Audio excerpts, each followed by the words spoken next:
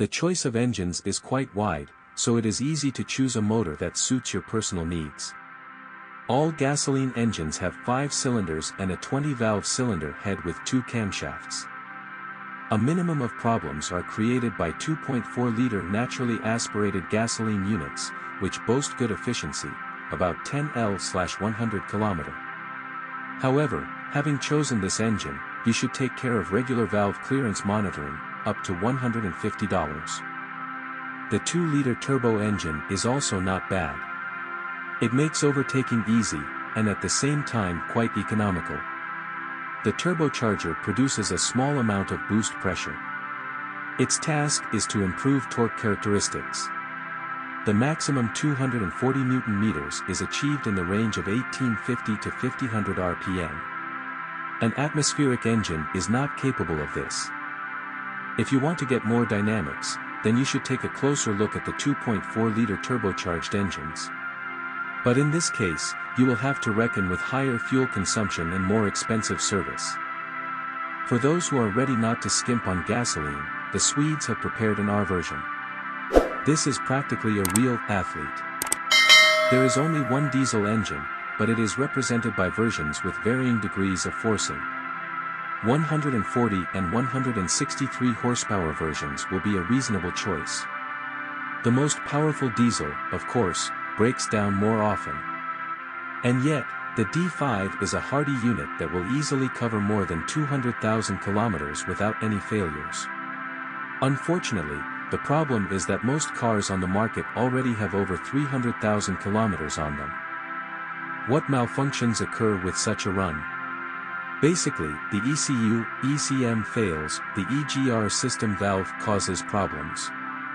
Versions with a manual transmission will require a replacement dual-mass flywheel with clutch, about $700. The turbocharger may also fail, you will have to pay at least $300. The Volvo S60 is predominantly a front-wheel drive car, but some versions could be equipped with an AWD system with a Haldex clutch. There are 2 main gearboxes, 5-speed manual and automatic. However, the most powerful turbo diesel was equipped with a 6-speed manual transmission and automatic transmission, and the Volvo S60R was equipped with a 6-speed manual transmission.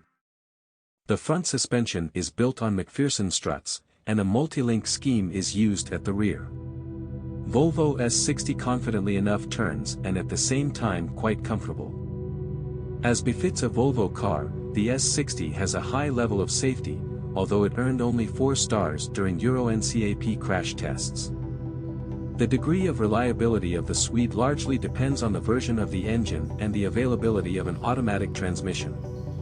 The last, Eisen AW presents surprises in the form of software failures and a malfunction of the planetary mechanism. By the way, the same problems occur in the V70 and S80 models. Repairs cost up to $1,000 in some cases. High operating costs are also generated by the suspension with an adjustable degree of rigidity, 4C, installed as standard in the S60R version. If one of the shock absorbers fails, you will have to pay from $700 to $1,200 for a new one. Fortunately, not all Volvo S60 are equipped with such a gadget. However, a conventional suspension is not particularly durable. Most often, silent blocks and wheel bearings fail.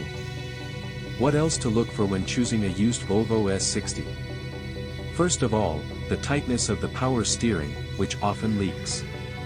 Sometimes there is a backlash and a knock in the rail. Other typical problems are engine top mount wear, idle vibrations, and a faulty ETM throttle control module. Sometimes there is oil leakage through the crankshaft oil seal at the junction of the engine and gearbox. The interior received materials of not the best quality. After 300,000 kilometers, the steering wheel, central tunnel with armrest, door panels with handles and gear lever acquire signs of wear. In general, the Volvo S60 is a fairly durable car that handles high mileage well. But, unfortunately, sometimes it comes to serious malfunctions, which forces you to significantly spend money on repairs. As a rule, substitutes, in comparison with original spare parts, have a low resource.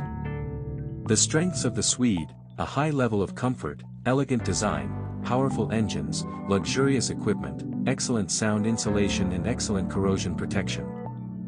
If you do not want to end up with astronomical expenses after the acquisition, then you should not choose the cheapest copies. The vast majority of them are in a catastrophic state.